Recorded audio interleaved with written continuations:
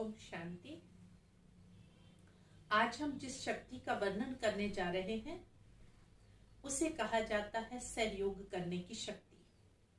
आज के संसार में व्यक्ति इतना स्वार्थी हो गया है कि वह सिर्फ अपने ही बारे में सोचता है। किसी को सहयोग देने के लिए ना तो उसके मन में भावना है और ना ही उसके पास समय है।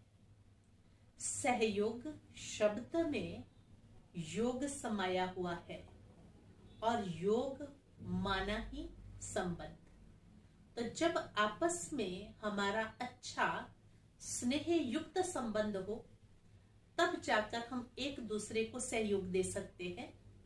आपस में यदि हमारे संस्कार मिलते हों तब भी हम एक दो का सहयोग दे सकते हैं।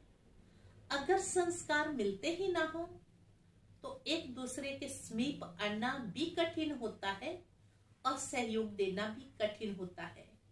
शास्त्रों में दिखाया है कि श्री कृष्ण को भी जब गोवर्धन पर्वत उठाना था तो सभी गोप गोपियों ने अपनी एक एक उंगली का सहयोग दिया था, तब वह पर्वत उठा सके थे।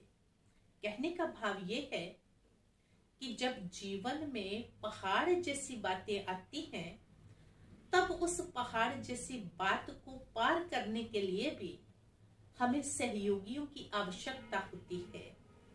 इस शक्ति को अपने जीवन में लाने के लिए मुख्यतः विशेष हमारे जीवन के अंदर गुणों की धारणा चाहिए और वो गुण है स्नेह और दूसरा है दया।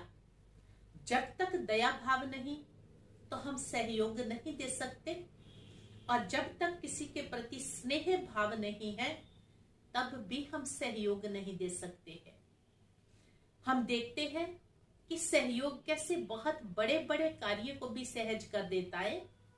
कहते हैं कि एक बार हाथ की इन 5 अंगुलियों में भी आपस में लड़ाई हो गई और सभी अंगुलियां जो है अपने आप को एक दूसरे से बड़ा कहने लगी, जिसके अंदर सबसे पहले ये हमारा अंगूठा जो बड़ा मोटा है, ताजा है पर छोटा है, उसने अपना तर्क देते हुए कहा मैं सबसे बड़ा हूं।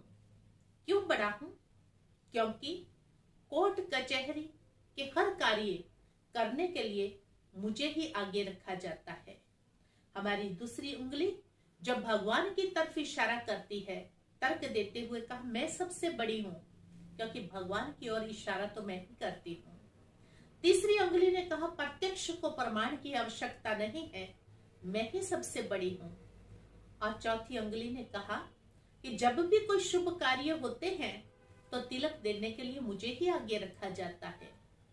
और जो सबसे छोटी थी उसको जब पूछा गया तो बोला मैं भी सबसे बड़ी हूं क्योंकि जब गोवर्धन पर्वत उठाना था तो मुझे ही आगे किया गया था। तो जिस राजा के पास न्याय के लिए ये 5 उंगलियां पहुंची तो राजा भी बहुत असमंजस में पड़ गए। तो उन्होंने इन 5 उंगलियों को न्याय देने से पूर्व एक बूंदी का भरा हुआ थाल मंगाया और 5 को अकेले अकेले उस बूंदी का लड्डू तैयार करने के लिए कहा। और जैसे जैसे एक उंगली आती और बूंदी को उठाती अलट पलट होती लेकिन लड्डू नहीं बना सकती। 5 ही उंगलियों ने यह कार्य किया। लेकिन बाद में राजा ने कहा अच्छा अभी आप 5 मिलकर के लड्डू तैयार कीजिए। तो जब 5 का सहयोग हुआ तो सहज से लड्डू तैयार हो गया।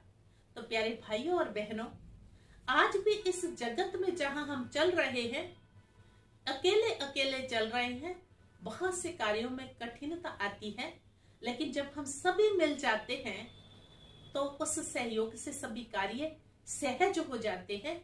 जैसे एक कहानी बहुत सुंदर कही जाती है कि एक बार देवताओं और असुरों को भगवान जी ने भोज पर बुलाया और सभी को भोज के लिए जब बुलाया गया तो उनके आगे एक कंडीशन रख दी। उनके हाथों पे लंबी लंबी पट्टियां लकड़ियां बांध दी गई और कहा भोजन स्वीकार करना है लेकिन हाथ मोड़ना नहीं है। तो पहले असुरों का नंबर आया अब उन्होंने एक दो का सहयोग तो लिया नहीं, लेकिन उस भोजन को खाना चाहा, हाथ मोड़ना नहीं है, और उन्होंने ऊपर उछाला, ऐसे किया और भोजन खाया, लेकिन वो भोजन सब बिखर गया। तब देवताओं का नंबर आया और देवताओं ने क्या किया, एक दूसरे के सामने बैठ करके एक दो को खाने में सहयोग दिया।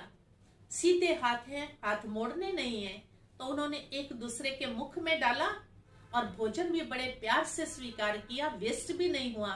तो ये है सहयोग शक्ति। आज के इस समय में इस सहयोग की अति आवश्यकता है। अगर हम थोड़ा थोड़ा सहयोग करते हैं और उस सहयोग से सहज ही हमारे कार्य सफल हो जाते हैं, संपन्न हो जाते हैं, तो जैसे हम देखते हैं एक एक बूंद से सागर बन जाता है, एक एक ईंट से एक मकान बन जाता है जो हमारा घर कहलाता है, एक एक तिनके से एक घोंसला बन जाता है जो एक पक्षी की शरण स्थली बन जाता है, एक एक सीख से मिलकर एक झाड़ू बन जाता है जो हमारे घर की गंदगी को साफ कर सकता है। तो इस तरह से एक एक व्यक्ति के जुड़ने से हमारा घर और हमारा परिवार बनता है। इसी तरह से परमपिता परमात्मा हमें कहते हैं कि बच्चे, सबसे पहले आप अपने आप को सहयोग दो, अपने अंदर की बुराइयों को निकाल करके गुणों को भरने का, और फिर आप अपने परिवार को सहयोग दो। Charity begins at home. खुद को परिवर्तन करके अपने परिवार को परिवर्तन करो, और फिर उसके पश्चात पूरे इस विश्व को परिवर्तन करने में स्व परिवर्तन का सहयोग दे, तो ये दुनिया नरक से बदल करके स्वर्ग बन सकती है। ऐसी सहयोग शक्ति के द्वारा हम अपने जीवन को परिवर्तन कर सकते हैं। जैसे कहते हैं कि एक चिड़िया जंगल की आग को बुझाने के लिए अपनी चोंच में एक एक बूंद पानी ला करके डाल रही थी, और वो हाथी जो आग से डर करके नदी में पहुंच गए थे, उछल कूद कर रहे थे, और उन्होंने उस चिड़िया की हंसी लगाते हुए कहा था कि ये तुम क्या कर रही हो, तुम्हें पता है कि इस छोटी सी बूंद पानी से क्या जंगल की आग बुझ जाएगी? तो उस चिड़िया ने बहुत सुंदर जवाब दिया था, मैं जानती हूँ कि मेरी इस छोटी सी बूंद से जंगल की आग तो नहीं बुझेगी, पर जब इस जंगल की आग बुझाने का नाम होगा तो उसमें, उस लिस्ट में मेरा भी नाम लिखा जाएगा कि मैंने आग बुझाने में सहयोग दिया। तो इसी तरह से इस विश्व में विकारों की, बुराइयों की, दुखों की, विपदाओं की आग लगी है, तो हम आत्माओं को परमात्मा की श्रीमत अनुसार उस आग को बुझाने का, इस दुनिया से बुराइयों को मिटाने का सहयोग देना है। और हम जैसे जैसे परमात्मा कार्य में सहयोगी बनेंगे तो हमारा जीवन भी खुशियों से संपन्न बन जाएगा। इन्हीं शब्दों के साथ ओम शांति।